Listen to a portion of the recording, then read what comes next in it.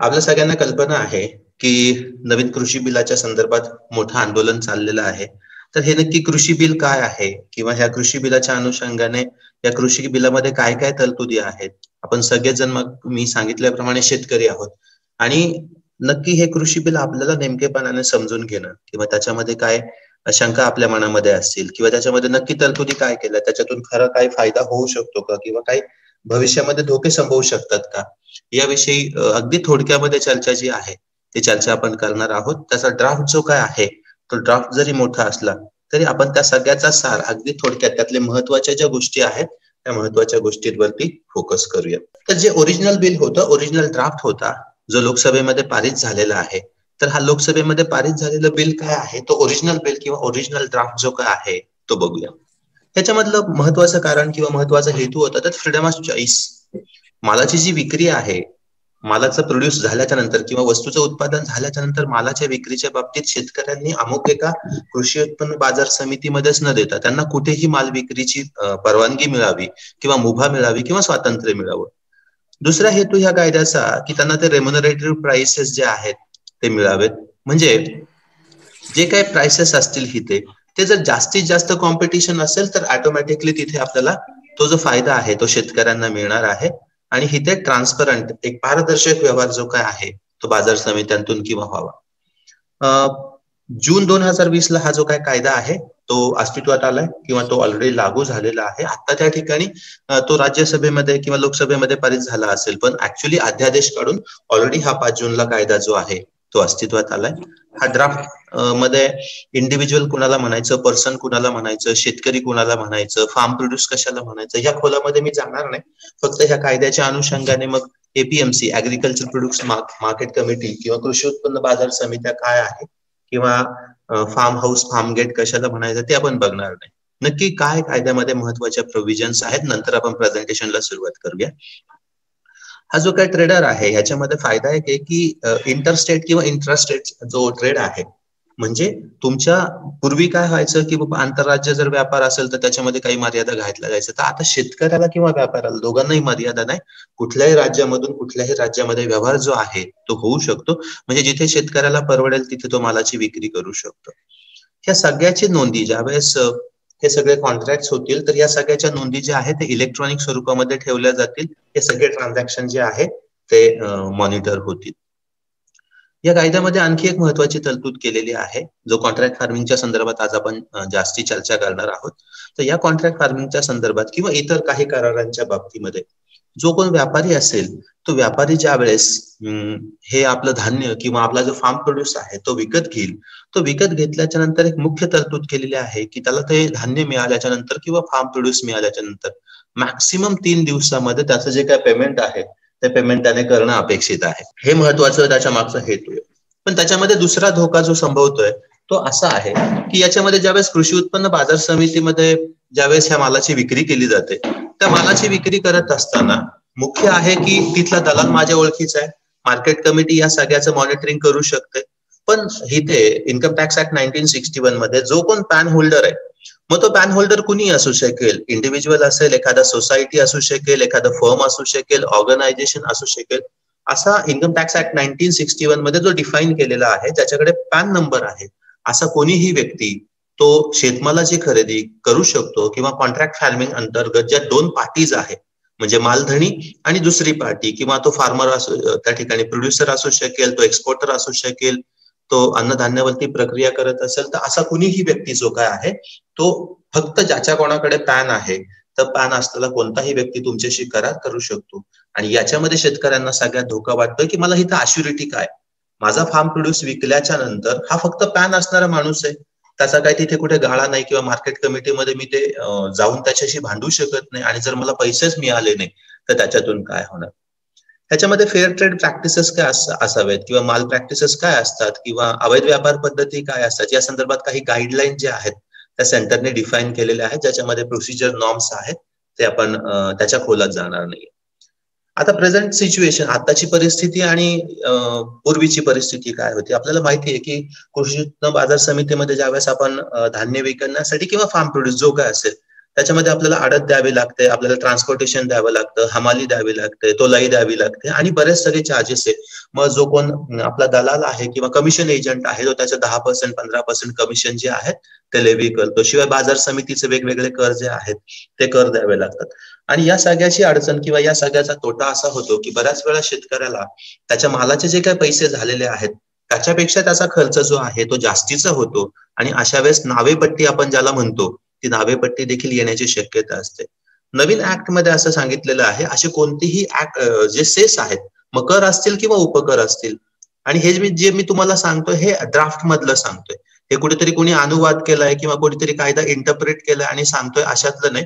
हा जो original bill तुमचं लोकसभेमध्ये पारित झालेला आहे तोच ड्राफ्ट मी तुम्हाला सांगतो, त्यातले हायलाइटेड पॉईंट. तर नवीन कायद्यामध्ये अशी तरतूद आहे की तुम्हाला कोणत्याही प्रकारचा सेस किंवा सबसेस जो आहे, कर किंवा उपकर, कोणताही उपकर द्यावा लागणार नाही. तर फक्त ह्याच्यामध्ये एक प्रोव्हिजन आहे की तो जो कोण प्रोड्युसर तुमच्याकडनं घेणार आहे किंवा ती जी पार्टी घेणार आहे ती ठरवणार आहे की तुमच्या शेतातून माल उचलायचा, तुमच्या घरून यायचा आहे की शेतकऱ्यानं तो पोच करायचा आहे. आता दुसरा मुद्दा जो आहे तो डिस्प्यूटच्या बाबतीत, समजा जर कॉन्ट्रॅक्ट फार्मिंग असेल आणि कॉन्ट्रॅक्ट फार्मिंगच्या नंतर शेतकरी आणि दुसरी जी पार्टी आहे, दोन पार्टीज आहेत, तर या पार्टीमध्ये काही वादविवाद झाला किंवा त्याचे पैसे वेळेत मिळाले नाही किंवा दिलेला जो कॉन्ट्रॅक्ट होतो ते त्याच्यामधले नॉर्म्स किंवा टर्म्स कंडिशन फॉलो केले गेले नाही, तर याच्यामध्ये सुपिरियर पॉवर जी काय दिलेली आहे, तुमचे सब डिव्हिजनल मॅजिस्ट्रेट जो आहे, प्रांत किंवा आहे त्याला त्या ठिकाणी सब डिव्हिजनल मॅजिस्ट्रेटला दिली, त्याच्यावरती कोणतीही अथॉरिटी नाही. आणि ही तर शेतकऱ्यांचा खूप मोठा विरोध आहे. याच्यामध्ये जर तुम्हाला अपील करायचं झालं तर ठीक आहे, तुम्ही अपील करू शकता, पण याच्यामध्ये मॅक्सिमम तुमचं जे अपील आहे ते तुम्ही कलेक्टरकडे करू शकता. आणि म्हणून शेतकऱ्यांचा विरोध आहे की ही तर जी ज्युडिशियल सिस्टीम डिफाईन केलेली आहे की शेतकऱ्याचा जर काही वाद उद्भवले तर त्याच्यासाठी फार फार तर तुम्ही सब डिव्हिजनल मॅजिस्ट्रेट जो अधिकारी जो काय त्याच्याकडे फक्त जाऊ शकता. आणि जर चॅलेंज करायचं झालं, अपील करायचं झालं, म्हणजे या मेकॅनिझम मध्ये कदाचित असं होऊ शकतं की शेतकऱ्याला न्याय जो आहे तो उशिरा मिळेल किंवा हे जे आहे ही तर माणसंच असल्यामुळे सिस्टीम जी आहे ती मॅनिप्युलेट होऊ शकते.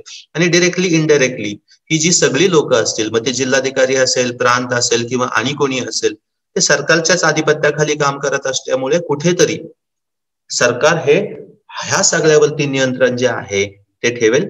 आणि शेतकऱ्यांची अशी भावना आहे की कुठेतरी कोर्टाच्या माध्यमातून ह्या ज्या केसेस आहेत त्या चालल्या गेल्या पाहिजेत. एक पेनल्टीच्या बाबतीत किंवा दंड जो आहे की समजा ह्याच्यातले टर्म्स पाळल्या गेल्या नाहीत किंवा व्यापाऱ्याने शेतकऱ्यांची फसवणूक केली तर याच्यामध्ये 25,000 दंड जो काय आहे तो त्याच्यापेक्षा कमी दंड असता कामा नये. आणि काही परिस्थितीमध्ये त्याचे रूल्स रेग्युलेशन्स ठरलेत तर ते 5 लाखाच्या पर्यंत एक्सटेंड होऊ शकतं. पण ह्याच्यात आणखी एक कायद्यामध्ये खाचा खाळगा आहे. कायद्यामध्ये काही गोष्टी अशा ठरून दिलेल्या असतात किंवा लिहिलेल्या असतात की त्याच्यामध्ये ते इंटरप्रेट करत असताना ते समजून घेणं जास्त गरजेचं आहे. त्याच्यामध्ये एक तरतूद अशी केलेली आहे ज्याला शेतकऱ्यांचा पुन्हा विरोध आहे की नो सूट किंवा prosecution or other proceeding shall lie against the central government or state government or any other officer. केंद्र सरकारचे कोणते अधिकारी असतील, राज्य सरकारचे अधिकारी असतील किंवा स्वतः केंद्र सरकार राज्य सरकार असेल, यांच्यावरती कोणत्याही प्रकारचा दावा तुम्हाला करता येणार नाही, म्हणजे शेतकऱ्याला करता येणार नाही. कुठल्या केसमध्ये? तर ती केस अशी आहे, in respect of anything which is in good faith done or intended to be done under the act of any rules or orders made thereunder. या कायद्यामध्ये हे जे काही कायदा आहे ह्या कायद्यामध्ये शेतकऱ्यांच्या हितासाठी शेतकऱ्यांचं आता how you are going to define की हे करत असताना शेतकऱ्यांचं हित जपलं जावं किंवा शेतकऱ्यांचं भलं व्हावं हा ह्याच्या मागचा हेतू आहे.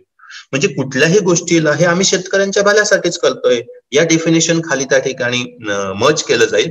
आणि ते झाल्याच्या नंतर तुम्ही कुठल्याही सरकारी अधिकाऱ्यावरती किंवा तो जो तिथला अधिकारी असेल त्याच्यावरती दावा दाखल करू शकत नाही. केंद्राविरुद्ध, राज्याविरुद्ध किंवा तुमची स्थानिक स्वराज्य संस्था असेल याच्या विरुद्ध तुम्ही कोर्टामध्ये जाऊ शकत नाही. असा कुठलाही दावा जो आहे, नो सूट प्रोसिक्युशन किंवा अदर लिगल प्रोसिडिंग जी आहे ती तुम्हाला दाखल करता येणार नाही. कधी? जर जी कोणती ऍक्टिव्हिटी, जी कोणती गोष्ट ही शेतकऱ्याच्या हितासाठी म्हणून घेतलेली. आता हे जर सरकारने ठरवलं तर सरकारच ठरवणार की आम्ही ही जी प्रत्येक गोष्ट केली ही शेतकऱ्याच्या हितासाठीच केली. त्याच्यामुळे कायद्यामध्ये एक छोटीशी पळवाट किंवा लूप होल जे आहे ते ह्याच्यामध्ये जाणीवपूर्वक केलेलं आहे. काही गोष्टींच्या बाबतीत स्पष्टता जी आहे, क्लारिफिकेशन जे आहे ते पर्पजली दिलं नाही. आणि प्रत्येक जण मग ते आंधळ्यांच्या गोष्टीसारखा हत्ती जो आहे तो हत्ती इंटरप्रेट करायचा प्रयत्न करतो.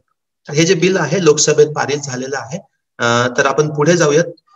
आणि डिटेलमध्ये हे जे आहे ते बघूयात. आता हे जे काही नवीन कृषी बिल आहे, तर हे जे कृषी बिल किंवा ह्या कृषी बिलाला विरोध का चाललेला आहे किंवा ह्याच्यामध्ये काय तरतुदी आहेत त्याच्यामुळे मोठा विरोध होतोय, तर ते आपण बघूया.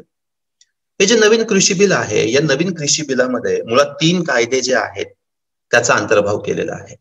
पहिला कायदा आहे तो म्हणजे जीवनावश्यक वस्तूच्या दुरुस्तीचा कायदा.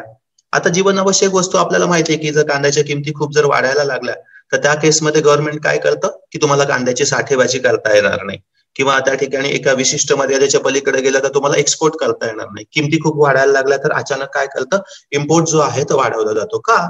कारण हे नेसेसिटी गुड्स आहे आणि नेसेसिटी गुड्स हा सगळ्यांना परवडला पाहिजे आणि म्हणून काही वस्तू ज्या आहेत ह्या जाणीवपूर्वक शेतमाल हा जीवनावश्यक वस्तूंच्या यादीत टाकलाय. आता ज्यावेळेस आपण एखादी वस्तू जीवनावश्यक वस्तूंच्या यादीत टाकतो, याचाच अर्थ त्याची जी काही किंमत आहे ती रेग्युलेट करणं किंवा ती मॉनिटर करणं हे सरकारच्या हातात आहे. त्याच्यामध्ये काही दुरुस्ती केली की आता जीवनावश्यक वस्तूला जे काही यादीमध्ये जे जे शेतमाल होते ते त्याच्यातून काढलेत. म्हणजे याचा अर्थ आता जो काही व्यापारी आहे तो त्याची साठेबाजी करू शकतो किंवा त्याच्या प्राइसेस जे आहे ते गव्हर्नमेंट इथून पुढे रेग्युलेट करणार नाही. दुसरा जो आहे तो शेतकऱ्यासाठी हक्क प्रदान करता यावा किंवा त्याच्या शेतमालासाठी हमी देता यावी, ज्याला आपण एमएसपी म्हणतो. तर त्या एमएसपीच्या बाबतीत की हमी दिलेली आहे की मला एवढा एवढा अश्युरन्स जो आहे, मला धानाला एवढा बाजार मिळणारच आहे, माझ्या कापसाला एवढा एवढा बाजार जो काय आहे तो मिळणारच आहे, असा हमीचा फायदा मिनिमम सपोर्ट प्राइस जो आहे तर ते मिनिमम सपोर्ट प्राइसच्या संदर्भात आहे. आणि तिसरा जो काय आहे शेतकरी व्यापार आणि वाणिज्य उत्पादन प्रोत्साहन आणि सुलभता, याच्यामध्ये कॉन्ट्रॅक्ट फार्मिंगचा मेजॉरिटी उल्लेख केलेला आहे की इथून पुढे शेतकऱ्यांनी कसं कॉन्ट्रॅक्ट कंपनीशी करता येईल. अशा संदर्भाचे 3 वेगवेगळे कायदे जे आहेत, आपण नवीन कृषी बिल म्हणतो, पण नवीन कृषी बिलाच्या बाबतीत हे 3 कायदे आहेत आणि हे 3 कायदे जे आहेत आता मुळात त्याच्यावरती जी चर्चा चालली हे कायदे जे आहेत ते ऑलरेडी लागू झालेले. हे कायदे आत्ता काय आलेले नाहीयेत. हे कायदे जे आहेत तिन्ही कायदे, मग नेसेसिटी गुड्स मधनं काही वस्तू काढायचा कायदा असेल, कॉन्ट्रॅक्टचा कायदा असेल किंवा हमी भाव किंवा शेतकऱ्याला कुठेही माल विकण्याचं स्वातंत्र्य असेल, अशा तिन्ही कायद्यांच्या बाबतीत जे आहेत हे कायदे ऑलरेडी सप्टेंबर महिन्यामध्ये मंजूर झाले संसदेकडून. पण हे जे कायदे आहेत ते शासनाने ऑलरेडी अध्यादेश काढलेला आहे. कारण आताच जे केंद्रातलं सरकार आहे त्यांच्याकडे स्पष्ट बहुमत आहे, त्याच्यामुळे त्याच्यावरती चर्चा घेऊन हे ते करण्यापेक्षा 5 जून रोजी ऑलरेडी हा कायदा देशामध्ये लागू झालेला आहे, तो अस्तित्वात आलेला आहे. आणि याच्यामध्ये एक महत्वाची अडचण अशी आहे की कुठलाही अध्यादेश ज्यावेळेस राज्य सरकार असेल केंद्र सरकार असेल हा अध्यादेश काढतं किंवा कुठलाही कायदा जो आहे तो लागू करतं, हा कायदा लागू करत असताना या कायद्यामध्ये किंवा घटनेमध्ये एक तरतूद दिलेली आहे की कुठलाही अध्यादेश तुम्ही जर काढत असाल तर हा अध्यादेश काढल्याच्या नंतर तुम्हाला सदनाची मंजुरी जी आहे ती 6 महिन्यामध्ये घेणं अपेक्षित आहे. मग तुमचा जर राज्याचा कायदा असेल तर त्याच्यामध्ये 2 सदनांमध्ये म्हणजेच तुमचं विधानसभा आहे, विधान परिषदेमध्ये मंजुरी घ्यावी लागेल. जर तुमचा केंद्राचा कायदा असेल तर केंद्राच्या कायद्यामध्ये जे दोन्ही सदनं आहेत, मग लोकसभा असेल आणि राज्यसभा असेल, तर अशा दोन्ही सदनांची जी मंजुरी आहे ती त्याला घ्यावी लागेल आणि बहुमताच्या जोरावरती तो जो कायदा आहे तो तिथे पारित होऊ शकेल. म्हणजेच हा जो कायदा किंवा याची चर्चा आपण आता डिसेंबरमध्ये करतोय, तर हा कायदा ऑलरेडी जून मध्ये लागू झालेला आहे संपूर्ण भारतभर. आणि हा कायदा जो आहे आताशी फक्त संसदेने किंवा लोकसभेमध्ये आणि राज्यसभेमध्ये मात्र आताशी तो पारित झालेला आहे. आता आपण कॉन्ट्रॅक्ट ऍक्ट बाबत जास्ती बोलणार आहोत, त्यामुळे फक्त ह्या मुद्द्यांना आपण स्पर्श करणार आहे अगदी थोडक्यामध्ये. हे कायदे काय आहे जिस्ट आपण पाहणार आहोत. आता हा जो पहिला कायदा आहे जीवनावश्यक वस्तूच्या दुरुस्तीचा कायदा, आता या बाबतीमध्ये आपल्याला मगाशी आपण बघितलं की कांद्याच्या बाबतीत कांद्याची तुम्हाला साठवणूक करता येणार नाही, चाळीमध्ये किती तुम्ही ठेवू शकता, किंवा डाळींच्या बाबतीत सरकार धाड मारू शकतं की कुणी ब्लॅक मार्केटिंग केलंय का काय, किंवा काळा बाजार तर करत नाहीये, आर्टिफिशियल शॉर्टेज कृत्रिम तुटवडा तर वस्तूंचं करत नाहीये ना, कृत्रिम तुटवडा करून त्या वस्तूंमध्ये फुगवटा तयार करून जास्ती किमतीला तर त्या वस्तू विकल्या जात नाही ना. तर अशा जसं आता रेमडेसिवीर औषधाच्या बाबतीत झालं की ती जी औषधं आहे जाणीवपूर्वक असताना स्टॉकमध्ये नाहीये असं सांगितलं गेलं, आणि मग ज्यावेळेस मार्केटमध्ये आपल्याला माहिती आहे इक्विलिब्रियम ऑफ प्राइस, वस्तूचा डिमांड आणि वस्तूचा सप्लाय याच्यावर ती वस्तूची किंमत ठरते. आणि जर साठवणूक केलेली असेल तर शॉर्टेज तयार होईल, शॉर्टेज असेल तर ऑटोमॅटिकली सप्लाय जो आहे तो कमी होईल आणि डिमांड जी आहे ती स्टेबल राहील. अशा परिस्थितीमध्ये अवाजवी वस्तूच्या किमती ज्या आहेत ते वाढतील. तर केंद्र सरकारला असं वाटतं, केंद्र सरकारने ही मतं मांडताना त्यांच्या हिशोबाने मांडली, पण ज्यावेळेस कायदा इंटरप्रिट केला जातो, शेतकऱ्यांच्या बाजू विचारात घेतल्या जातात, तर कदाचित चित्र जे आहे ते वेगळं देखील असू शकतं. साठवणुकीवरती आता कोणत्याही प्रकारचं बंधन नाही. म्हणजे कदाचित उद्या असं होईल की एखादा मोठा जो कॉन्ट्रॅक्टर आहे किंवा मोठा व्यापारी जो आहे, तो सगळ्या देशातला कांदा जो आहे तो विकत घेऊ शकेल आणि मार्केटमध्ये 2 वर्ष 3 वर्ष तो प्रिझर्व्ह करू शकेल. आणि अशा वेळेस जर मोठ्या प्रमाणामध्ये साठवणूक झाली तर मार्केटमध्ये खूप मोठा शॉर्टेज जीवनावश्यक वस्तूंचा, मग डाळी असतील किंवा खाद्यपदार्थ असतील, कांदे असतील, बटाटे असतील किंवा आणि कोणते असतील. तर आता नवीन कायदा जो आहे दुरुस्तीचा कायदा, तर हा जो इसेन्शियल कमोडिटीज ऍक्ट होता हा ऑलरेडी होता.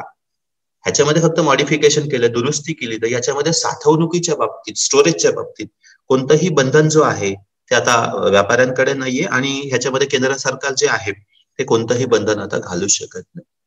आपल्याला हे ऑलरेडी माहिती आहे, हे आपण डिस्कस केलंय की एखाद्या गोष्टीची किंमत जर वाढायला लागली तर अशा वेळेस सरकार काय करायचं, तुम्हाला स्टॉक जो आहे तो जास्तीचा ठेवता येणार नाही किंवा ह्या साठवणुकीवरती बंधन घातलं जायचं. धाडी मारल्या जायच्या आणि धाडी मारल्याच्या नंतर जिथे जास्त प्रमाणामध्ये डाळ साठवून ठेवली, कांदे साठवून ठेवलेले आहेत, अशा व्यापाऱ्यांवरती कारवाई केली जायची. का? कारण या गोष्टी मुळात जीवनावश्यक आहे, जीवनाला गरजेच्या आहेत. आणि असं जर झालं तर सामान्य माणसाच्या बजेटच्या त्या बाहेर जातील, त्यांना त्या खरेदी करता येणार नाही आणि त्याच्यामध्ये त्यांची जी काही मूलभूत गरजा आहेत त्या त्यांना अन्न, वस्त्र, निवारा आहेत तर त्या त्यांना भागवता येणार नाही. म्हणून पूर्वी बंधन होतं, आता जे बंधन आहे ते त्याच्यामध्ये नाहीये. आता ह्याच्यामध्ये फायदा एक असा आहे, पण फायदा हा शेतकऱ्याचा होईल किंवा व्यापाऱ्याचा होईल ते आत्ताच निश्चित सांगता येणं शक्य नाही. आता जर साठवणुकीवरती कोणत्याही प्रकारचं बंधन नसेल तर जोपर्यंत आता शेतकऱ्याकडे साठवणुकीसाठीची सोय किंवा व्यवस्था नाहीये, पण व्यापारी जो आहे तो चांगला भाव मिळेपर्यंत मोठ्या प्रमाणामध्ये हा जो माल आहे तो ठेवू शकतो. कारण बऱ्याच वेळा असं होतं की शेती उत्पाद जो आहे तो उत्पाद केला जातो, त्याच्यानंतर बाजार समितीमध्ये आणला जातो, मग याच्यामध्ये बेभरोशी हवामान आहे, त्याच्यानंतर पुढे जाऊन उत्पादन निघतंय आणि उत्पादन निघल्याच्या नंतर मार्केटमध्ये काय भाव असेल हा आत्ता सांगता येणं शक्य नाही. आणि म्हणून जोपर्यंत मार्केटमध्ये चांगला भाव मिळत नाही, डिमांड आणि सप्लाय ह्याचं इक्विलिब्रियम कन्सिडर करता तुम्हाला किती मालाला भाव मिळू शकतो, याचा जोपर्यंत चांगला भाव मिळत नाही तोपर्यंत हा जो माल आहे किंवा हा जो शेतमाल आहे त्याची साठवण वर्षानुवर्ष ठेवू शकतो किंवा याच्यामध्ये कोणीही कोणत्याही प्रकारचं बंधन घालू शकत नाही आणि कितीही माल जो आहे हा स्टॉक मध्ये ठेवला जाऊ शकतो. पूर्वीच्या सारखं आता धाड टाकली जाणार नाही. मुळात इसेन्शियल कमोडिटीज मध्येच ती दुरुस्ती जी आहे ती केलेली आहे. पण प्रत्येक कायद्याला काही अपवाद जे आहेत विशिष्ट परिस्थितीमध्ये केलेले आहेत. आता हा जरी जीवनावश्यक वस्तूच्या दुरुस्तीचा कायदा असला आणि इसेन्शियल कमोडिटीज मधल्या ह्या सगळ्या कमोडिटीज ह्या त्याच्यातून काढलेल्या असल्या तरी जर उद्या जाऊन एखादी युद्धाची परिस्थिती आली किंवा आताच्या सारखी ज्याला आपण नॅचरल डिझास्टर म्हणतो, कोविडची परिस्थिती आली किंवा मोठ्या प्रमाणामध्ये ओला दुष्काळ आला किंवा कोरडा दुष्काळ आला, पूर परिस्थिती आली, तर अशा सगळ्या नैसर्गिक आपत्तीमध्ये साठवणुकीचं जे काही बंधन आहे ते मात्र सरकार तुमच्यावरती लादू शकतं. तर असा एक अपवाद जो आहे तो त्याच्यामध्ये केलाय. पुढचा एक अपवाद जो आहे फळ पिकांच्या बाबतीत, तुमचा कांदा असेल, बटाटा असेल, तर ह्या फळ पिकं जी काय आहे तर या फळ पिकाच्या बाजारभावामध्ये जर 100% वाढ झाली, 100% वाढ झाली म्हणजे काय, सपोज 40 रुपये हा कांद्याचा भाव आहे असं आपण अजून करूया आणि अचानक तो भाव जर 80 रुपयापर्यंत गेला, दुपटीने वाढला, 100% वाढला, तर या केसमध्ये मात्र साठवणुकीच्या बाबतीत हा जो अपवाद आहे तो अपवाद केंद्र सरकार जो आहे ते वाढू शकतं. कारण मग अशा परिस्थितीमध्ये जर मोठ्या प्रमाणामध्ये शॉर्टेज तयार केलं गेलं तर 200 पट 300 पट भाव जे आहेत ते फळपिकांचे वाढू शकतात. त्यामुळे फळपिकांच्या बाबतीमध्ये जर त्याच्या मूळ किमतीमध्ये किंवा किरकोळीची जी किंमत आहे तर किरकोळीच्या किमतीमध्ये जर 100% वाढ होत असेल, दुपटीने त्याच्या किमती जर वाढत असतील, तर अशा परिस्थितीमध्ये मात्र हे जे साठवणुकीचं बंधन आहे ते लागू केलं जाऊ शकतं किंवा त्यावरती मर्यादा येऊ शकते. आपल्याला माहिती आहे की काही गोष्टी ह्या पेरिशेबल आहे, काही गोष्टी ह्या नॉन पेरिशेबल आहे. भाजीपाल्यासारख्या गोष्टी ज्या आहेत त्या लगेच खराब होतात, त्या फार काय तुम्हाला प्रिझर्व्ह करता येत नाही. डाळीच्या बाबतीतली गोष्ट वेगळी, कांद्याच्या बाबतीतली गोष्ट वेगळी. डाळ तुम्हाला वर्षानुवर्ष जास्त प्रिझर्व्ह करता येऊ शकेल. तर जी काही नाशवंत नसलेली पिकं आहेत, गहू लगेच तुमचा खराब होणार नाही, बाजरी लगेच खराब होऊ शकणार नाही, पण त्याच्याऐवजी जर तुमचं वाटाणा असेल तुमचं किंवा कांदा असेल, बटाटा असेल, तर हे खूप दिवस पण तुम्हाला ठेवता येणार नाही. तर जे नाशवंत नसलेली पिकं आहेत, नाशवंत नसलेल्या पिकाच्या बाबतीत जर 50% भाववाढ वाढले, म्हणजे समजा त्याची किंमत 30 रुपये आहे, ते 40, 42, 44 रुपयापर्यंत ठीक आहे, 45 रुपये किंवा त्याच्या पुढे जर जात असेल आहे त्या किरकोळ किमतीपेक्षा 50% जास्त भाववाढ होत असेल तर मात्र अशा परिस्थितीमध्ये जीवनावश्यक वस्तूच्या यादीमध्ये त्याचा समावेश करून साठवणूक जी आहे त्याच्यावरती मर्यादा केंद्र सरकार जे आहे ते लादू शकते. ही सगळी जी काही बंधनं आहे ती व्यापाऱ्यांच्या वरती आहेत. म्हणजेच काय आहे बघा, कुठला कायदा इंटरप्रेट करताना आपण तो कसा इंटरप्रेट करतो. बंधनं व्यापाऱ्यांवरती आहे याचाच अर्थ जे काही निर्यातदार आहे, जे एक्सपोर्ट करतात मोठ्या प्रमाणामध्ये कांदा, फूड प्रोसेसिंग करतात, मग दुधापासून उपपदार्थ बनवतात किंवा बटाट्यापासून लेस किंवा आणि काय बनवतात, तर फूड प्रोसेसर करणारे जे विक्रेते आहेत, निर्यातदार आहेत किंवा इतर जे काही लोक आहेत यांच्यावरती हे जे बंधन आहे ते नाहीये. त्यामुळे कायद्याचा अभ्यास करत असताना तो नेमकेपणाने आणि बारीक करणं अपेक्षित आहे. कायदा हा खूप लांबलचक आहे, पण अगदी त्याचा थोडक्यात तुम्हाला समजावं म्हणून तो जिस्ट जो आहे तेवढाच मी फक्त ह्याच्यामध्ये कन्सिडर केला. आता मुद्दा मी तिसऱ्या कायद्याकडे आलोय, कारण आपल्याला जास्ती चर्चा जी आहे ती दुसऱ्या कायद्यावरती करायची. तर तिसरा कायदा आहे, शेतकऱ्यांना हा जो माल आहे त्या मालाच्या बाबतीत प्रोत्साहन मिळावं, ते अधिकाधिक सोपं व्हावं म्हणून हा तिसरा कायदा जो आहे तो इम्प्लिमेंट झाला. तर याच्यामध्ये आपल्याला माहिती आहे की शेतमाल, माझ्या कांदा जर असेल, बटाटा असेल, तर या सगळ्यामध्ये तुम्हाला तो शेतमाल जो आहे तो फक्त मार्केट कमिटीमध्येच न्यायचा आहे. पण आता मात्र तसं नाही. मला एखाद्या गुजरातच्या व्यापाऱ्याला विकायचंय, मला एखाद्या कर्नाटकमध्ये जाऊन विकायचं, तर अशा परिस्थितीमध्ये किंवा अशा केसमध्ये आता शेतमाल कधीही विकता येईल, कुठेही विकता येईल आणि कोणत्याही व्यापाऱ्याला विकता येईल. म्हणजे हे जे चाललंय बा, मार्केट कमिटी बंद पडतील का, मार्केट कमिटी बंद पडल्या तर काय होईल, मग शेतकऱ्याला कसं होईल, त्याचा माल त्याला कुठे नेता येईल, व्यापारी ह्याची लूट करता येईल का, ह्याची उत्तरं जी आहे, कुठल्याही नाण्याला दोन बाजू असतात. आणि त्याच्यामुळे जर समजा आता नवीन कायद्यामध्ये असं कुठलंही म्हटलं नाही की मार्केट कमिटी ज्या आहेत त्या अबॉलिश केल्या जातील किंवा त्या पूर्णपणे बंद केल्या जातील. आता प्रेझेंट जी सिस्टीम आहे ती सुरूच राहील, पण त्याच्या पलीकडे शेतकऱ्याला जर स्वतः कुठल्याही एका व्यापाऱ्याला किंवा कुठल्याही दुसऱ्या राज्यामध्ये जर शेतमाल विकायचा असेल तर बाजार समितीचं कोणतंही बंधन जे आहे ते त्याच्यावरती नाही. त्यामुळे कधीही कुठेही तो माल जो आहे शेतकरी आपला शेतमाल विकू शकतो.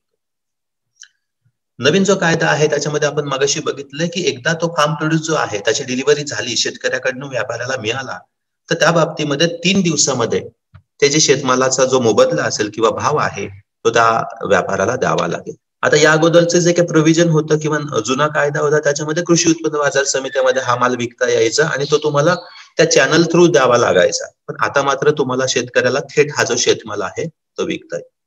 कृषी उत्पन्न बाजार समितीच्या बाबतीत जर बोलायचं झालं तर आता आपण नावेपट्टीचा ऑलरेडी उल्लेख केला होता की ज्याच्यामध्ये वेगवेगळे कर जे आहेत ते कर लादले जातात, बाजार समित्यांचे काही उपकर असतात आणि यामध्ये हमाली द्यावी लागते किंवा दलाली द्यावी लागते, तोलाई द्यावी लागते, वाहतुकीचा खर्च द्यावा लागतो, वेगवेगळा खर्च जो आहे तो शेतकऱ्यांना द्यावा लागतो. आणि बऱ्याच वेळा शेतमाल जो आहे त्या शेतमालाचा मिळालेला मोबदला आणि झालेला खर्च, हा खर्च जो आहे हा ह्याच्यापेक्षा जास्त असतो. आता हे सगळं करत असताना शेतकरी स्वतःचा लेबर जो आहे तो त्याच्यामध्ये म्हणजे कष्ट करत असतो, त्याचा स्वतःचा इतर झालेला खर्च आहे, मग अगदी नांगरणी असेल, फवारणी असेल किंवा इतर गोष्टींच्या बाबतीत याचं कन्सिडरेशनच ह्याच्यामध्ये केलेलंच नाही. त्यामुळे नवीन कायद्याच्या तरतुदीमध्ये हा जो कर आहे, हा कुठल्याही प्रकारचा कर जो आहे, हे सगळे कर जे आहेत किंवा उपकर आहे ते पूर्णपणे बंद केलेले आहे. दुसऱ्या कायद्याविषयी आपण बोलणार आहे तो आहे शेतकरी हक्क आणि सुरक्षा किंवा किंमत हमी आणि कृषी सेवा करार कायदा. आता याच्यामध्ये काय प्रोव्हिजन आहे किंवा कॉन्ट्रॅक्टच्या बाबतीत ह्याच्यामध्ये काय महत्वाचे नॉर्म्स दिलेले आहेत ते आपण बघूयात. आता हा जो करार आहे दुसरा कायदा, तर याच्यामध्ये करार शेतीला कायदेशीर मान्यता दिली. आता करार शेती म्हणजे काय, करार कोणामध्ये होणार आहे, करार केल्याच्या नंतर शेतकऱ्याचा फायदा होईल का व्यापाऱ्याचा फायदा होईल, कोण कोण पार्टीज असणार आहे ते आपण अगदी थोडक्यात बघूया. जर करार असेल, कुठलीही गोष्ट जर कागदावरती येत असेल, ती लिखित स्वरूपाची असेल, तर अशा परिस्थितीमध्ये ते बाइंडिंग असेल आणि तुम्हाला एखाद्या चुकीच्या गोष्टीबाबत किंवा नियम अटी पाळलेल्या गेल्या नसेल तर तुम्हाला त्याच्या विरुद्ध कारवाई करता येईल. कधी, जर ती लिखित स्वरूपामध्ये. तोंडी गोष्टीला कायद्यामध्ये कोणत्याही प्रकारचा आधार नसतो आणि फक्त तोंडी ठरलंय किंवा असं ठरलंय आणि नंतर त्या पार्टीने जर त्याच्या नॉर्म्स पाळल्या नाही तर मात्र आपल्याला काहीही करता येत. आता याच्यापूर्वी करार शेतीचे प्रयोग झालेत का, झाले नाही, तर ऑफकोर्स मोठ्या प्रमाणामध्ये करार शेती जे आहेत, आपल्याला खोती पद्धतीने शेतमाल जो आहे तो उचलतात तो माहितीये. तुमच्या शेतामध्ये हरभरा फक्त घाटाला लागला असेल तर बरेचसे व्यापारी येतात आणि सांगतात, त्यांना माहिती असतं की ह्या शेतामध्ये एवढ्या एवढ्या जुड्या ज्या आहेत त्या निघू शकतात आणि तसं कॉन्ट्रॅक्ट करून किंवा तोंडी कॉन्ट्रॅक्ट करून आम्ही एवढ्या एवढ्या रुपयाला घ्यायला तयार आहे, फक्त माल तयार झाल्याच्या नंतर आम्हाला सांगा. तर अशा पद्धतीचे करार जे आहेत ते शेतीच्या बाबतीत ऑलरेडी झालेले आहेत. त्यामुळे करार शेती हा काय भारतामध्ये खूप नवीन आलेली गोष्ट आहे असं काय नाही. फॉरेनमध्ये मोठ्या प्रमाणामध्ये करार शेती आहे आणि भारतामध्ये देखील या अगोदर आहे. फक्त त्याचं प्रमाण किंवा त्याचं स्वरूप प्रमाण कमी होतं आणि स्वरूप जे आहे ते प्रत्येक वेळेस लिखित स्वरूपामध्ये होतं असं नाही. तर हे जे करार आहे सुरुवातीला लिखित नव्हते, आता मात्र ते कायद्यामध्ये त्याला कायद्याचा आधार आलेला आहे. कॉन्ट्रॅक्ट फार्मिंगच्या बाबतीतले हे जे करार आहे ते लिखित स्वरूपामध्ये असणार आहे. पूर्वीची जी काय पद्धत आहे त्या पद्धतीमध्ये जर फसवणूक झाली तर कुणाकडे जायचं? व्यापाऱ्याकडे शेतकऱ्याची तेवढी ताकद नाहीये. पण आताची जी काही सिस्टीम आहे त्याच्यामध्ये मगाशी सांगितल्याप्रमाणे सब डिव्हिजनल मॅजिस्ट्रेट आहे, त्याच्याकडे तुम्हाला जात आहे. त्याच्यामध्ये एक मेकॅनिझम जो आहे तो मेकॅनिझम तयार केलेला आहे. आता आपल्याला माहिती आहे की आपल्या जवळच आंबेगाव तालुका आहे आणि आंबेगाव तालुक्यामध्ये बटाट्याचं पीक जे आहे ते खूप चांगल्या पद्धतीने येतं. तर रांजणगाव MIDC मध्ये जी काय पेप्सिको कंपनी आहे तर ती पेप्सिको कंपनी त्याचे लेसचे जे वेपर्स आहेत ते वेपर्स तयार करते आणि या वेपर्सच्या बाबतीत या शेतकऱ्यांना त्यांनी त्यांचा जो बॉन्ड आहे तो दरवर्षी करत असतात आणि लिखित स्वरूपाचा करार ते ह्या शेतकऱ्यांशी करतात. त्याच्यामध्ये बियाणं जे आहे ते चांगल्या दर्जाचं किंवा चांगल्या क्वालिटीचं लेजकडनं किंवा पेप्सिकोकडनं दिलं जातं. त्याच्यामध्ये पाणी कधी द्यायचंय किंवा त्याला काय खतं वापरायची किंवा त्याची निगा कशी राखायची याचं एक्सपर्टीज जे आहे ते ह्या पेप्सिको कंपनीकडनं दिलं जातं. आणि ज्यावेळेस हे बटाटे उगवतात किंवा त्या ठिकाणी बाजारामध्ये नेण्यासाठी तयार होतात अशा वेळेस जो काय ठरलेला भाव आहे त्या ठरलेल्या भावाप्रमाणे पेप्सिको कंपनी जी आहे ही लिखित स्वरूपामध्ये करार केलेला असल्यामुळे शेतकऱ्यांचा शेतमाल जो आहे ते तेवढ्या किमतीला खरेदी करते. या सगळ्यामध्ये शेतकऱ्यांना एक हमी आहे की बाजारामध्ये माझा रेट हा 5 रुपये असेल का 25 रुपये असेल किंवा काय असेल मला माहित नाही, पण किमान मी एवढा खर्च केल्याच्या नंतर मला माझ्या बटाट्याला ठरलेला भाव जो काय आहे हमी भाव असं आपण म्हणणार नाही, पण जो कॉन्ट्रॅक्ट मध्ये मेन्शन केलेला आहे तर तेवढा भाव जो आहे मला मिळू शकतो ही अश्युरिटी जी आहे ती शेतकऱ्यांना त्याच्यामध्ये आहे. कॉन्ट्रॅक्ट फार्मिंगच्या बाबतीत आता एक आपल्याला माहिती आहे की जी ज्युडिशियल सिस्टीम आहे तर त्या ज्युडिशियल सिस्टीम मध्ये एवढ्या सगळ्या पेंडिंग केसेस आहेत तर कदाचित त्याच्यामध्ये न्यायनिवाडा मिळणं किंवा त्याच्यामध्ये न्याय मिळण्यासाठी इतका मोठा अवधी जो आहे तो लागू शकतो. त्यामुळे ह्याच्यासाठीचा एक सेपरेट आयोग, सब डिव्हिजनल मॅजिस्ट्रेट, त्याच्यानंतर पुढे कलेक्टर आणि एक सिस्टीम जी आहे फक्त शेतकरी किंवा कॉन्ट्रॅक्ट फार्मिंगच्या संदर्भात आलेल्या ज्या केसेस आहेत तर त्याच्यासाठीचा वेगळा आयोग जो आहे तो केला जाईल आणि त्याबाबत ज्या ज्या तक्रारी असतील त्या ह्या आयोगाकडनं सोडवण्यात येतील. हे आपण बघितलंय सब डिव्हिजनल मॅजिस्ट्रेट असेल आणि अपील मात्र जे आहे हे तुम्हाला कलेक्टरकडे करता येईल. पण परत एकदा हे जे अधिकारी आहेत मग तो तुमचा प्रांत असू द्या, तहसीलदार असू द्या, ग्रामसेवक असू द्यात किंवा अगदी जिल्हाधिकारी असू द्यात किंवा मंत्रालयातला आयुक्त असू द्यात, हे शेवटी सरकारचे नोकर असतात आणि सरकारचे नोकर असल्यामुळे जरी ही न्याय व्यवस्था असली तरी हे आयोगाचं कामकाज जे आहे त्यावरती डायरेक्टली इनडायरेक्टली सरकार नियंत्रण करू शकेल, मॉनिटर करू शकेल, त्यांनी काय निर्णय द्यायचा हे रेग्युलेट देखील करू शकेल अशी भीती जी आहे ती शेतकऱ्यांना याच्यामध्ये वाटते. या कायद्यामध्ये मोठे जे व्यापारी आहेत किंवा अन्न प्रक्रिया उद्योग जे आहेत तर त्या संदर्भामध्ये निर्यातदार आहेत मोठमोठे, त्यांच्याशी थेट करार करता येईल. कारण आपण इकॉनॉमिक्स मध्ये इकॉनॉमिक्स ऑफ लार्ज स्केल हा सिद्धांत शिकलो असेल की हे जे व्यापारी आहे मोठ्या प्रमाणामध्ये काही किलोज मध्ये किंवा काही टन्स मध्ये मोठ्या प्रमाणामध्ये हा जो शेतमाल आहे तो विकत घेऊ शकतील, तो प्रोसेस करू शकतील, त्याची निर्यात देखील करू शकतील. त्यामुळे हे सगळे जे मोठे व्यापारी आहे मग रिलायन्स मॉल असेल किंवा आणि कोणी असेल अशांशी थेट शेतकऱ्याला करार जो आहे तो करता येऊ शकेल. ह्या सगळ्याचा फायदा कोणाला होईल? आपल्याला माहिती आहे की एखादा भाऊ असतो त्याला पुढे जाऊन 2 मुलं होतात, त्याला पुढे 2 मुलं होतात, असं करता करता जमिनीचे छोटे छोटे तुकडे होतात आणि हे तुकडे झाल्याच्या नंतर या तुकड्यांमध्ये मोठं जी यंत्र आहेत ती आणणं किंवा ट्रॅक्टरने शेती करणं किंवा अत्याधुनिक तंत्रज्ञानाचा वापर करणं हे शक्य होत नाही. धारण क्षेत्र जेवढं कमी असेल, अगदी हॉलंड असेल किंवा परदेशामध्ये मोठ्या प्रमाणामध्ये शेतीचं क्षेत्र जे आहे 50 एकर 70 एकर 100 एकर असं मोठमोठं क्षेत्र आहे आणि असं जर क्षेत्र लांब असेल, मोठं असेल तर निश्चितपणे तिथे आधुनिक तंत्रज्ञानाचा वापर करता येतो. भारतामध्ये मुळात शेती जी आहे, शेतीचं जे धारण क्षेत्र आहे, होल्डिंग जे आहे ते होल्डिंग खूप कमी आहे. बरेच शेतकरी जे आहे ते लघु भूमीधारक आहेत आणि त्याच्यामुळे अशा छोट्या शेतीच्या तुकड्यांमध्ये शेती करणं ही बऱ्याच वेळा किफायतशीर होत नाही किंवा फायद्याची होत नाही. तर ह्या कॉन्ट्रॅक्ट फार्मिंग मध्ये जर समजा 10, 20, 50 शेतकरी गावामधले असतील आणि ते एकच पीक घेण्यात असतील आणि जर कॉन्ट्रॅक्ट करण्यात येत असेल तर त्या परिस्थितीमध्ये तुकड्या तुकड्यांमधली जी शेती आहे ती सलग करता येईल आणि जर मोठ्या प्रमाणामध्ये शेतीचा तुकडा असेल 100 एकर 50 एकर, तर कदाचित ती शेती आहे त्याच्यापेक्षा जास्त परवडू शकते. हा या कायद्यामध्ये सांगितला गेलेला हेतू आहे. ह्याच्यामुळे होऊ एक शकतं की मोठ्या प्रमाणामध्ये शेतकऱ्यांचं उत्पन्न जे आहे ते उत्पन्न वाढू शकतं. आता उत्पन्न आणि उत्पादन दोन्ही वाढू शकतं. प्रोडक्टिव्हिटी वेगळी गोष्ट आहे, उत्पादकता ही वेगळी गोष्ट आहे. त्यामुळे उत्पन्न देखील वाढू शकतं आणि जे प्रोड्यूस आहे तो प्रोड्यूस देखील वाढू शकतो. कारण ज्यावेळेस कंपनी येईल तर कंपनी ह्या सगळ्याकडे प्रोफेशनली पाहणार आहे. कंपनी त्याचं बी बियाणं कुठलं असलं पाहिजे. शेतकरी हा त्या ठिकाणी खूप मोठा म्हणजे शेतकऱ्या इतकं मोठं मन कुणाचंच नाही का? कारण शेतीमध्ये तो त्याचे काबाड कष्ट करतो, त्याचे इनपुट जातो आणि दिल्याच्या नंतर बाजारामध्ये काय परिस्थिती असेल, भाव असेल याची तो चिंता करत नाही. पण असं व्यापाऱ्याच्या बाबतीत होणार नाही.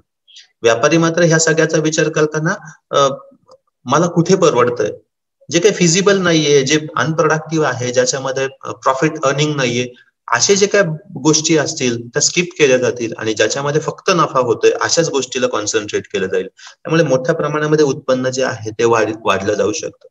याच्यामध्ये दर्जा देखील उत्पादनाचा वाढू शकतो. याच्यामध्ये काय खतं वापरली पाहिजे किंवा कुठली टेक्नॉलॉजी वापरली पाहिजे, बी बियाण्यामध्ये सुधारित काय आपल्याला करता येईल, ह्याच्यासाठी जे व्यापारी आहेत ते निश्चित चांगला प्रयत्न करतील. जर शेती व्यावसायिक असेल किंवा हे जर व्यापारी त्याच्यामध्ये इन्व्हॉल्ड असतील आणि ते जर पुढे जाऊन माल विकणार असतील तर निश्चित ह्याच्यामध्ये चांगला दर्जा जो आहे, चांगलं बी बियाणं पुरवलं जाईल, त्याच्यामध्ये रिसर्च डेव्हलपमेंट मोठ्या प्रमाणामध्ये वाढेल आणि निर्यातक्षम माल जो आहे तो मिळू शकेल. कुठलाही माल जर निर्यातक्षम असेल, आपल्याला माहिती आहे की कुठल्याही देशामध्ये एक्सपोर्ट प्रमोशन आणि इम्पोर्ट सबस्टिट्यूशन ही जी पॉलिसी आहे ती राबवली जाते. आपण ज्यावेळेस मोठ्या प्रमाणामध्ये निर्यात करतो तर निर्यातीच्या माध्यमातून आपल्याला परकीय चलन मिळत असतं. याच उलट जर आपण आयात करू असू तर मोठ्या प्रमाणामध्ये आपल्याला परकीय चलन द्यावं लागतं. आणि हा जो बॅलन्स ऑफ ट्रेड आणि बॅलन्स ऑफ पेमेंट आहे, आता भारताची परिस्थिती काय होते की आपण मोठ्या प्रमाणामध्ये गोष्टी आयात करतो आणि कमी प्रमाणामध्ये वस्तू निर्यात करतो. म्हणजे आपल्याला जास्तीचं परकीय चलन जे आहे ते त्याच्यामध्ये द्यावं लागतं. तर असं जर कॉन्ट्रॅक्ट फार्मिंगच्या संदर्भात जर चांगल्या दर्जाचं बी बियाणं असेल, चांगल्या दर्जाची निगा राखली गेली आणि अत्युच्च दर्जाचं जर उत्पादन असेल तर निश्चित आपल्या भारतामध्ये जो काही तयार झालेला माल आहे तो फॉरेन मध्ये विकला जाईल. त्याचा फायदा शेतकऱ्याला होईल, व्यापाराला होईल, त्याचबरोबरीने देशाला होईल. कारण जे महत्वाचं परकीय चलन आहे ते परकीय चलन त्याच्यातून मिळू शकेल. नवीन तंत्रज्ञान जे येतं, मग शेतीमध्ये अगदी हार्वेस्टर असेल किंवा अगदी मोठ्या फवारणीची यंत्र असतील, तर असं नवनवीन तंत्रज्ञान जे आहे हे जे शेतकऱ्याला आता वापरता येऊ शकत नाही, ते व्यापाऱ्यांच्या सहकार्यामुळे येऊ शकेल. मग अगदी पॉली हाऊस असेल किंवा नियंत्रित केलेली शेती असेल किंवा आणि शेतीचे वेगवेगळे प्रयोग असतील, तर हे जे नवीन तंत्रज्ञान आहे, कारण मोठ्या प्रमाणामध्ये भांडवल जे आहे हे व्यापारी देऊ शकतात आणि त्याच्यामुळे नवीन तंत्रज्ञानाचा वापर जो शेतकऱ्याला त्याचं जे उत्पन्न कमी आहे त्यामुळे त्याला जमत नाही, ते नवीन तंत्रज्ञान देखील ह्या नवीन कॉन्ट्रॅक्टमुळे मिळू शकेल. या करारामुळे किमतीची हमी जी आहे ती त्यांना मिळू शकेल की माझ्या मालाला अमुक अमुक किंमत जी आहे ती मिळणारच आहे, कारण ती जी गॅरंटी आहे ते ज्या टर्म्स कंडिशन आहे ते दोघांमध्ये मेन्शन केल्या जातील. ह्याच्यामुळे मोठ्या प्रमाणामध्ये गुंतवणुकीमध्ये वाढ होईल. अगदी एफडीआयच्या बाबतीत, फॉरेन डायरेक्ट इन्व्हेस्टमेंटच्या बाबतीत परदेशातील लोक देखील त्या क्षेत्रामध्ये किंवा शेतीच्या क्षेत्रामध्ये, शेती हा फक्त शेतकऱ्याने करायचा विषय मानला गेलेला आहे, तर गुंतवणुकीमध्ये मोठ्या प्रमाणामध्ये वाढ जी आहे, कारण ही नेसेसिटी आहे, आपण अन्नाशिवाय राहू शकत नाही आणि त्याच्यामुळे शेती आणि शेतीचं उत्पादन हे जे आहे हे मोठ्या प्रमाणामध्ये कन्सिडर केलं जाईल आणि ह्याच्यामध्ये गुंतवणुकीत देखील मोठ्या प्रमाणामध्ये वाढ होऊ शकेल.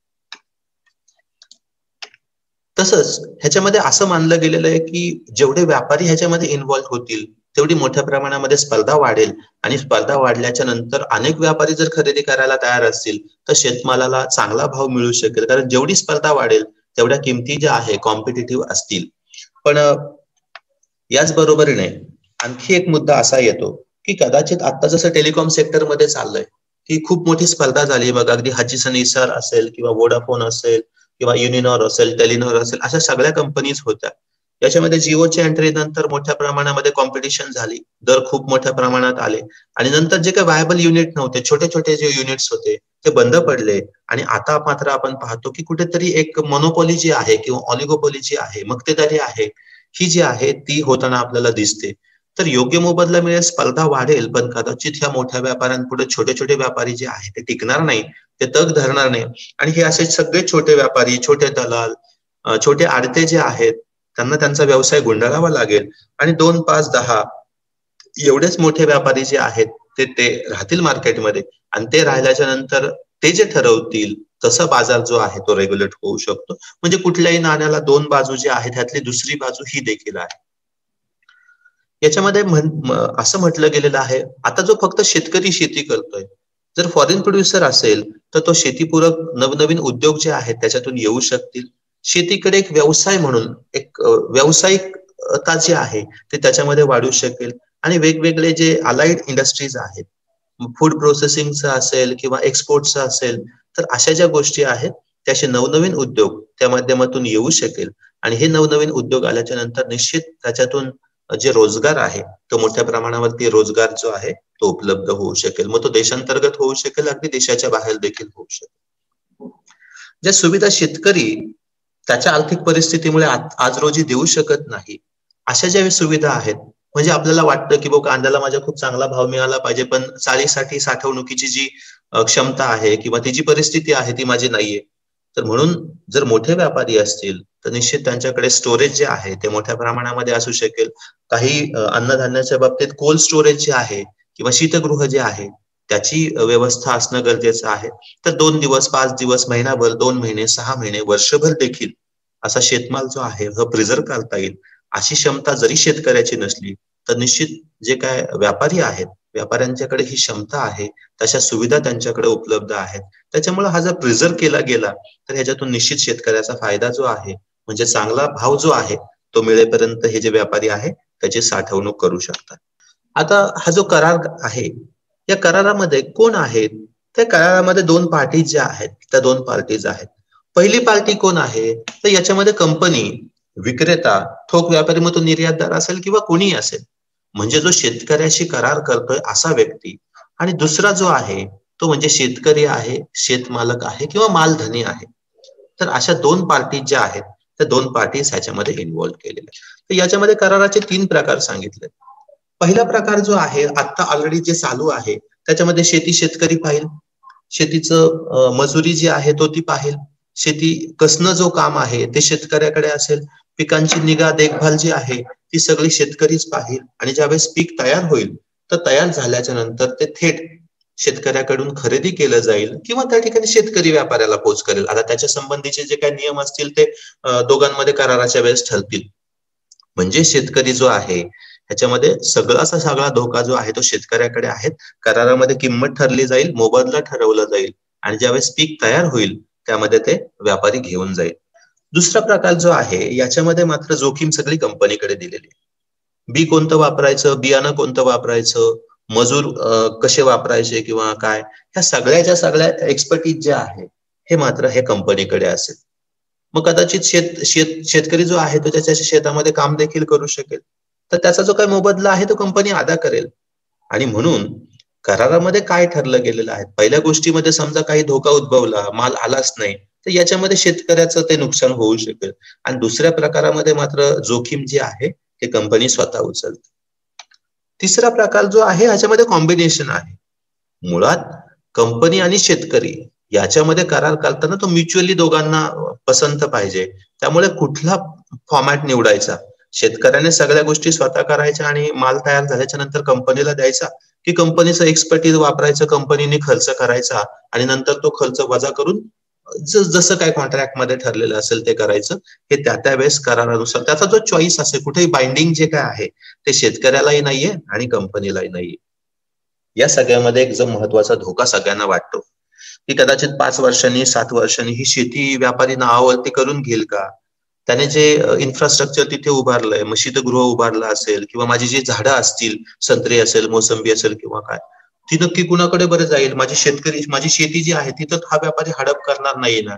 तर याच्यामध्ये स्पष्टपणे तरतूद सांगितलेली आहे की या सगळ्यामध्ये शेतीची जी मालकी आहे ती शेतकऱ्याकडेच राहील. कुठल्याही परिस्थितीमध्ये व्यापाऱ्याकडे शेतीची मालकी जी आहे ती जाणार नाही. कॉन्ट्रॅक्ट करताना हे सगळ्या ज्या गोष्टी आहेत ते त्याच्यामध्ये कन्सिडर केल्या जातात. आता या कायद्यामध्ये थोडक्यात वैशिष्ट्य काय आहेत, फक्त ठळक गोष्टी आहेत त्याचा आपण फोकस करूया.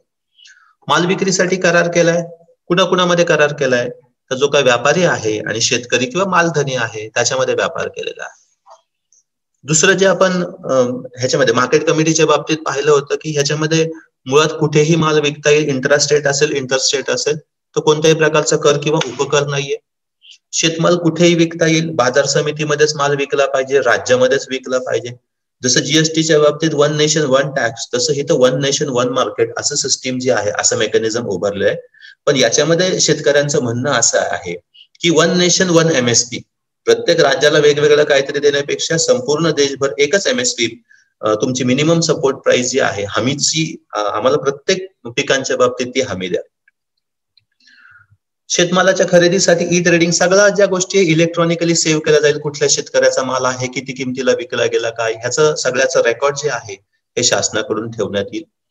ह्याच्यामध्ये महत्वाचा हेतू जो आहे की ह्याच्यामध्ये आता काय होतंय की शेतकऱ्याचा कांदा ज्यावेळेस बाजारामध्ये किरकोळीने विकला जातो, एखाद्या फ्लॅट मधला एखादा व्यक्ती खरेदी करतो, तो 40 रुपयाने खरेदी करतो, पण शेतकरी ज्यावेळेस हा शेतमाल बाजार समितीमध्ये नेतो तर त्यावेळेस 5 रुपये किंवा 6 रुपये भाव मिळतो. मग 6 रुपये आणि 40 रुपये याच्यामधला जो काय फरक आहे हा प्रत्येक मध्यस्थ जो आहे तो त्याचं जे मार्जिन आहे तो त्याच्यामध्ये वाढवते. म्हणजे काय, ज्याने 6 रुपयाने खरेदी केलाय तो पुढे 10 रुपयाला विकतोय, 10 रुपयावाला जो आहे पुढे 15 रुपयाला विकतोय, 15 रुपयावाला पुढे 20 रुपयाला विकतोय, पुढे 20 रुपयावाला 30 रुपयाला आणि 30 रुपयावाला शेवटी 40 रुपयाला विकतोय. ह्याच्यामध्ये सगळेजण आपापला मार्जिन जो आहे तो त्याच्यामध्ये इन्क्लूड करतात. जसे जसे मध्यस्थ कमी होतील, म्हणजे शेतकरी जिथं आपण 40 रुपये आणि 6 रुपये असं करतो, तर याच्यामध्ये दोघांचा फायदा होईल. काय फायदा होईल तर कदाचित आपण 25 रुपये पकडूयात की ग्राहकाला 25 रुपयाला कांदा मिळाला आणि त्याच वेळेस शेतकऱ्याला देखील 25 रुपयाचा भाव जो मिळला आहे. म्हणजे जेवढे मध्यस्थ कमी होईल, जेवढी ही साखळी कमी होईल, तेवढा खरेदीदाराला कमी किमतीमध्ये वस्तू मिळेल आणि शेतकऱ्याला आहे त्यापेक्षा जास्त मोबदला जो आहे तो मिळू शकेल. आता दुसरी एक शंका आहे की एमएसपी बंद पडेल का, मिनिमम सपोर्ट प्राइस जी आहे, अश्युरन्स जो दिलेला आहे किंवा ही जी हमी दिलेली आहे, तर आता असं सरकारचं म्हणणं आहे की ही जी एमएसपी आहे ही चालूच राहील असं आज रोजी सरकारचं मध्ये. पुढे जाऊन ते काय होईल हे आता सांगता येणं शक्य नाही, पण आज रोजी एमएसपी आणि मार्केट कमिटी ह्या दोन्ही गोष्टी ज्या आहेत त्या सुरूच राहतील किंवा चालूच राहतील. याच्या व्यतिरिक्त जर शेतकऱ्याला असं वाटलं की मला हमीपेक्षा जास्त भाव मिळतोय, मार्केट कमिटीपेक्षा जास्त भाव मिळतोय, तर त्याला ओपनली तो कुठेही विकता येईल. एक छोटंसं उदाहरण घेऊया गव्हाच्या बाबतीमध्ये. तर ह्या गव्हाच्या बाबतीत 2020-21 जे आहे आता चालू वर्ष, तर त्याच्यामध्ये मिनिमम सपोर्ट प्राइस शासनाने ठरवली ते 1925 रुपये, 1900 रुपये आपण पर क्विंटलला पकडूया.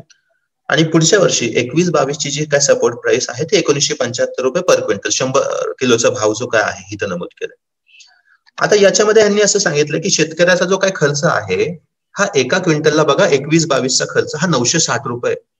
960 रुपये खर्च येतोय. मागच्या वर्षी तर 1900, चालू वर्षी 1925, पुढच्या वर्षी आम्ही 1975, किती किंमत आम्ही शेतकऱ्याला जास्त देतोय. आपण हा 960 रुपये भाव ठरवत असताना एक क्विंटल गहू तयार करण्यासाठी हा प्रत्येक भाव, मी बाकीच्या पिकांच्या बाबतीत बोलणार नाही, फक्त उदाहरणादाखल हे करतो. हे 960 रुपये तुम्ही कसे ठरवले? पंजाबातला शेतकरी ज्यावेळेस गहू तयार करतोय, महाराष्ट्रातला शेतकरी गहू तयार करतोय, एमपीतला शेतकरी गहू तयार करतोय, प्रत्येकाचं तुम्ही किंमत कशी कॅल्क्युलेट केली, कॉस्ट कशी कॅल्क्युलेट केली, याचं तंत्र नक्की शुद्ध, म्हणजे जी कॅल्क्युलेशन आहे मूल्यनिश्चितीचं जर काय तुम्ही ठरवलंय ते खरं शास्त्रशुद्ध पद्धतीने केलंय का? इथे शासन भले म्हणत असेल की बघा चालू वर्षीच्या तुलनेमध्ये 1925 ऐवजी आम्ही 1975 रुपये, 50 रुपये एमएसपी वाढवला आणि नफा किती मिळतोय शेतकऱ्याला? 106 रुपये. का? अहो कारण त्याला खर्च 960 रुपये आणि आम्ही मात्र त्याला भाव किती देतोय? 1975. अहो पण खरंच 960 रुपये एवढा खर्च येतोय का? इथे जी ऑपॉर्च्युनिटी कॉस्ट आहे तो शेतकरी, त्याची बायको, ते स्वतः त्या ठिकाणी खर्च करताय. जे बी बियाणे वापरताय त्यांनी मागच्या वर्षी जो गहू ठेवला होता तोच बी म्हणून वापरताय. मग त्याची जी किंमत आहे ती तुम्ही कन्सिडर केली का? त्याच्यामध्ये तो त्याचा शेणखत स्वतःचा वापरतोय, त्याची कॉस्ट कुठे कन्सिडर केली गेलेली नाहीये. त्यामुळे हे जे काही 960 रुपये शासनाने कॅल्क्युलेट केलेत की हा बाबा उत्पादनाचा खर्च एका 100 किलो गव्हासाठी 960 रुपये, तर हा खर्च ठरवत असताना जे काही तंत्र वापरलंय, टेक्निक वापरलंय, कॉस्टिंगचे प्रिन्सिपल वापरले, ते सायंटिफिक आहे का नाही हे आता सांगता येणं शक्य नाही.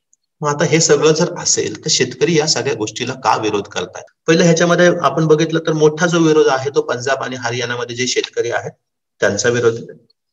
त्यांचं असं म्हणणं आहे की सरकारने हमी भावाचं आश्वासन दिलं पाहिजे, लिखित स्वरूपामध्ये दिलं पाहिजे. ह्या पिकासाठी हा, त्या पिकासाठी हा, असा हमी भाव त्याचं लेखी आश्वासन द्यावं म्हणजे आम्ही अश्युअर्ड होऊ. आपल्याला माहितीये की पंजाब आणि हरियाणामध्ये मोठ्या प्रमाणामध्ये तांदळाची शेती होते, गव्हाची शेती जी आहे ही मोठ्या प्रमाणामध्ये होते, आणि हे हे आणि याच्याबरोबर अनेक सगळी पिकं आहेत. तर या पिकांच्या बाबतीमध्ये या सगळ्या पिकांना हमीभाव जो आहे हा दिलेला आहे. पंजाब आणि हरियाणामध्ये जी काय गव्हाची किंवा तांदळाची मोठ्या प्रमाणामध्ये शेती होते, या शेतीच्या बाबतीत 90% पेक्षा जास्त भार जो आहे किंवा 90% पेक्षा जास्त खरेदी जी आहे ती भारतीय अन्न महामंडळ म्हणजेच केंद्र सरकार जे आहे ते खरेदी करतं. म्हणजे आमच्या शेतामध्ये पिकलेला माल हा केंद्र सरकार घेणारच आहे, आणि तो अमुकच दराने घेणार आहे याची अश्युरिटी आहे. कदाचित ही सगळी सिस्टीम जर थांबली तर आमचा शेतमाल व्यापारी पाडून मागतील, किंवा आमचा एवढा जर 90% खरेदी केंद्र सरकारकडून, आता एवढ्या आकड्यांमध्ये मी जात नाही, पण मोठ्या प्रमाणामध्ये मेजर आपण जर पाहायचं झालं तर तांदळाची आणि गव्हाची जी खरेदी आहे ती भारतीय अन्न महामंडळ, मग रेशनिंग वरती आपल्याला जो तांदूळ मिळतो किंवा काय मिळतो हा भारतीय अन्न महामंडळाकडून खरेदी करून नंतर तो सर्क्युलेट केला जातो. तर जर बाजार समित्या बंद पडल्या किंवा हे जर कॉन्ट्रॅक्ट फार्मिंग आलं तर कदाचित भारतीय अन्न महामंडळ आमच्याकडनं खरेदी करणार नाही, आणि मोठं नुकसान जे आहे ते आम्हाला मिळेल असं या शेतकऱ्यांचं म्हणणं आहे. सरकारचं म्हणणं काय, बाजार समितीमध्ये तुम्ही जाताच कशाला, बाजार समितीपेक्षा जर जास्त माल भाव मिळत असेल तर तुम्ही बाहेर जाऊन ही जी शेती किंवा शेतमाल आहे त्याची विक्री करा. पण या सगळ्यामध्ये सरकारचं मत असं आहे की तुम्हाला बाहेर ह्याच्यापेक्षा जास्त दर मिळेल तर तुम्ही जास्त दराने विक्री करा, शेतकऱ्याचं उत्पन्न ह्याच्यामध्ये वाढवायचं हा आमचा हेतू आहे. पण आता ह्याच्यामध्ये अट अशी आहे की जर शासनाने ठरवले की 2000 हमी भाव आहे, आणि जर खुल्या बाजारामध्ये मात्र जर 1500 जर गहू मिळतोय, तर अशा वेळेस व्यापारी कॉन्ट्रॅक्ट असेल तर जाणीवपूर्वक त्याच्यामध्ये काहीतरी दोष त्या ठिकाणी काढेल आणि त्याच्याकडनं घेणारच नाही. आणि जर उलट झालं, म्हणजे जर तुम्ही हमी भाव म्हणलाय की 2000 रुपये गव्हाला आहे, तर व्यापारी म्हणेल जर शासनाने 2000 रुपये हमी भाव ठरवलाय तर मी कशासाठी 2500 रुपये देऊ, मी कशासाठी 3000 रुपये देऊ. तर हे जे भांडण आहे ते त्याच्यामध्ये होऊ शकतं, आणि जे काय ठरलंय किंवा कॉन्ट्रॅक्ट मध्ये मेन्शन केलंय ते कदाचित पाळलं जाऊ शकतं. आणखी काही मुद्दे आहेत आपण बघूयात. आता हे दिल्लीची जी काही सिंधू बॉर्डर आहे तिथं मोठ्या प्रमाणामध्ये आंदोलन चाललेलं आहे. ह्याच्यामध्ये शंका एक आहे की विक्रेते जाणीवपूर्वक कमी भाव देतील, हमी भाव जो आहे तो देणार नाही, आणि हमी भाव देत असताना मुद्दाम की तुमच्या मालामध्ये काहीतरी दोष आहे, किंवा छुप्या बाजारामध्ये जर असं झालं उद्या की शेतमाल हा 2000 रुपये किलोने गहू मिळतोय आणि हमी भाव शासनाने 3000 रुपये ठरवला, मग अशा वेळेस ज्यांच्या कोणाशी कॉन्ट्रॅक्ट केलं नाही तर छुप्या पद्धतीने व्यापारी खरेदी करतील, आणि जे काही कॉन्ट्रॅक्ट आहे जरी कॉन्ट्रॅक्ट असलं तरी सगळ्याचा सगळा शेतमाल जे आहे ते व्यापारी घेणार नाही. हा एक मोठा धोका त्याच्यामध्ये आहे. या सगळ्यामध्ये ज्यावेळेस फॉरेन प्लेयर्स येतील, शेतकरी तर या सगळ्याचा मुकाबला करणार नाही. छोटे छोटे आडतदार, छोटे छोटे व्यापारी जे आहेत ते ह्यांचा निभाव त्यांच्या पुढे लागूच शकणार नाही, आणि पूर्णच्या पूर्ण जे क्षेत्र आहे कृषीचं, हे भांडवलदार जे मोठे कॅपिटलिस्टिक आहेत, मग यांच्या हातामध्ये सगळीच्या सगळी शेती जाईल. आणि हे जर असं घडलं तर मोठ्या प्रमाणामध्ये मक्तेदारी जी आहेत, एक 5-7च व्यापारी जे असतील ते मोठे होतील, मक्तेदारी येईल, आणि मक्तेदारी झाल्याच्या नंतर जी बाजारातली स्पर्धा वाढायला पाहिजे आणि कमीत कमी दराला वस्तू मिळाल्या पाहिजे, त्याच्याऐवजी बाजारातली स्पर्धा कमी होईल, आणि ही जर स्पर्धा झाली तर मोठ्या प्रमाणामध्ये शेतमालाच्या किमती मात्र वाढतील, पण ह्याचा फायदा शेतकऱ्यांना न होता ह्याचा तोटा जो आहे हा सामान्य खरेदीदाराला होईल. छोटे व्यापारी हे मोठ्या व्यापाऱ्यांपुढे त्यांचा निभावच लागणार नाही. जसं जीएसटीच्या बाबतीत जीएसटीची सिस्टीम ही बऱ्याच व्यापाऱ्यांना समजू शकली नाही, किंवा हा सगळा मेकॅनिझम त्यांना डेव्हलप करता आला नाही, आणि कितीतरी व्यापाऱ्यांचा त्याच्यामध्ये निभाव लागला नाही. तर छोटे व्यापारी ह्याच्यामध्ये पूर्णपणे निस्तनाबूत होतील, असा एक ही मत प्रवाह याच्यामध्ये आहे. आता आपल्याला माहिती आहे की एमएसपीच्या संदर्भात किंवा हमी भावाच्या संदर्भात करार केलाय, सगळं काय आहे, छान आहे. पण जर आता ह्याच्यामध्ये वस्तूचा दर्जा किंवा शेतमालाचा दर्जा कसं ठरवणार, ही ज्वारी 1 नंबरची आहे, हा गहू 1 नंबरचा आहे, किंवा हा आम्ही जसं ठरवलं होतं, आम्हाला जसा हवा होता, त्याच्यामध्ये तर कितीतरी दोष काढता येऊ शकतात. आणि म्हणून जरी करार असला तरी जाणीवपूर्वक हमी भाव द्यायचा नाही, किंवा कमी किंमत किंवा पाडून मागायचा आहे. म्हणून तुमच्या मालामध्ये काहीतरी दोषच आहे, मालामध्ये काहीतरी उणिवास आहे, हा माल चांगल्या दर्जाचा नाही, हा एक्सपोर्ट क्वालिटीचा नाही, तर अशा काहीतरी त्रुटी व्यापारी, कारण ह्याच्यामध्ये तुम्ही कसं डिफाईन करणार, यासाठी काही तंत्र जे आहे ते निश्चित असं तंत्र नाहीये. तर या सगळ्यामध्ये नवीन कायद्यामध्ये हमी भाव दिला जाईल किंवा किती दिला जाईल, सरकार किती असेल, सरकार नुसतंच म्हणते हमीपेक्षा जास्त भावाने विका. तर या बाबतीमध्ये कोणताही हमी भावाच्या बाबतीत कायद्यामध्ये स्पष्टता जी आहे ती दिलेली नाही. आता जिथे तुम्हाला अत्यावश्यक ज्या सेवा आहे किंवा माल आहे त्याच्यामध्ये दुरुस्ती केली तर साठेबाजीला आता चान्स आहे. तुम्ही किती माल साठवून ठेवू शकता, डाळींची किती मोठ्या प्रमाणात साठवणूक करू शकतात, कांद्याची बटाट्याची साठवणूक करू शकता. आणि जर असं झालं तर काळा बाजार होऊ शकतो, आर्टिफिशियल शॉर्टेज होऊ शकतं आणि या सगळ्याचा परिणाम जो आहे मोठ्या प्रमाणामध्ये प्राइस वॉर जे आहेत, किमती ज्या आहेत त्या वाढू शकतात. कृषी क्षेत्र भांडवलदारांच्या हातामध्ये जायची भीती जी आहे ती शेतकऱ्यांनी वर्तवली, ती काही चूक नाहीये. बाजार समितीमध्ये मगाशी आपण उल्लेख केला की कुठला तरी व्यापारी, कुठला तरी गाळाधारक आहे किंवा आडतदार आहे, तो मला माहिती आहे बाजार समितीकडे मी त्याची तक्रार करू शकतो, 5 दिवसांनी का होईना पण मला त्याचे पैसे मिळणार आहेत. पण इथे पॅन कार्ड असणारा कोणताही व्यक्ती तुमची थेट खरेदी करू शकतो शेतमालाची. आणि याच्यामध्ये मुख्य अडचण जी आहे ती जर पॅन कार्ड असणारा कोणताही व्यक्ती जर खरेदी करू शकत असेल तर तुम्हाला वेळेमध्ये पैसे देईलच याची अश्युरिटी किंवा याची गॅरंटी. या सगळ्यामध्ये शेतकऱ्यांना आणखी एक भीती वाटते की कदाचित हे 5 वर्ष, 10 वर्ष, 15 वर्ष, 20 वर्ष हा जर कॉन्ट्रॅक्ट राहिला तर कदाचित आपली सुपीक जमीन आहे किंवा आपले जो शेत जमीन आहे तीच कदाचित त्या व्यापाऱ्याच्या ताब्यात जाणार नाही ना. व्यापारी मंडळी जे आहेत, शेतकरी जर अशिक्षित असेल, अडाणी असेल तर करार करत असताना काय क्लॉज टाकतात हे शेतकऱ्याला बऱ्याच वेळा कळू शकणार नाही आणि त्याच्यामध्ये त्याची मोठ्या प्रमाणामध्ये फसवणूक होण्याची शक्यता देखील त्याला वाटते. करार करत असताना जे काही नियम टाकले जातील किंवा रूल्स रेग्युलेशन टाकले जातील हे बऱ्याच वेळा कंपनीच्या सोयीचे टाकले जातील.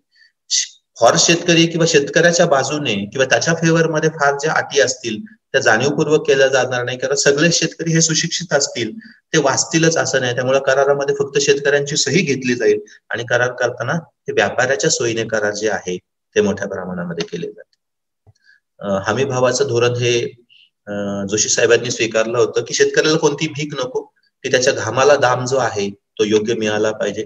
शेतीचं अर्थशास्त्र जोशी साहेबांनी समजून सांगितलं होतं की शेतकरी कशा पद्धतीने शेती करतो, त्याला कुठला खर्च येतो आणि तो खर्च विचारात घेता त्याला किती भाव त्याच्या मालाला मिळाला पाहिजे हे अर्थशास्त्र त्यांनी समजून सांगितलं. एक समृद्ध असा व्यक्ती किंवा जो ज्याच्याकडे खूप पैसे आहेत, जो आपल्याकडे इकॉनॉमिक्स मध्ये असं म्हटलं जातं की भारतामध्ये परिस्थिती अशी की 90% लोकांकडे फक्त एकूण राष्ट्राच्या 10% संपत्ती आहे आणि 10% जे लोक आहेत ते अतिश्रीमंत, गर्भश्रीमंत, त्यांच्याकडे मात्र देशाच्या एकूण संपत्तीपैकी 90% संपत्ती आहे. या सगळ्यामध्ये मोठ्या प्रमाणात शेतकऱ्याचं शोषण केलं जाईल आणि त्यामुळे इंडिया विरुद्ध भारत, ज्याला कुठल्याही गोष्टीची कमी नाहीये, कमतरता नाहीये, ज्याला कुठल्याही अडचणी जाणवत नाही, अशा इंडियामध्ये राहणारा भारतीय आणि जो अगदी 18 दारिद्र्यामध्ये जगतोय किंवा ज्याला 3 वेळेच्या खाण्याची भ्रांत आहे, अशी इंडिया विरुद्ध भारत ही जी मांडणी जोशी साहेबांनी केली ती तरी अधिकाधिक रुंदावत जाईल. जोशी साहेबांनी किंवा पंजाबचं नातं जे आहे हे खूप जुनं आहे. तर 80च्या दशकात नाशिक मधलं आंदोलन ऊसदराच्या बाबतीत झालं होतं, तिथून त्यांचं आणि पंजाबचं बॉन्डिंग सुरू झालं. पंजाबमध्ये आंदोलन तिथे पुढे आणखी 80 साली झालं. पुढे 84 साली देखील चंदीगडमध्ये मोठं आंदोलन, ट्रॅक्टर आंदोलन झालं होतं. कर्नाटकमध्ये देखील तंबाखूच्या पिकाच्या बाबतीत हमी भाव मिळवून देण्यासाठी जोशी साहेबांनी मोठ्या प्रमाणामध्ये प्रयत्न केले. या सगळ्यासाठी मी मोठ्या प्रमाणामध्ये रेफरन्सेस जे आहेत, कुठल्याही गोष्टीचा अभ्यास करत असताना त्याचा सारासार विचार करणं, मी फक्त माझी बाजू जी आहे ती मांडलेली आहे. आपण जिथून जिथून काही माहिती मिळवतो त्याचा संदर्भ देणं हे क्रमप्राप्त आहे.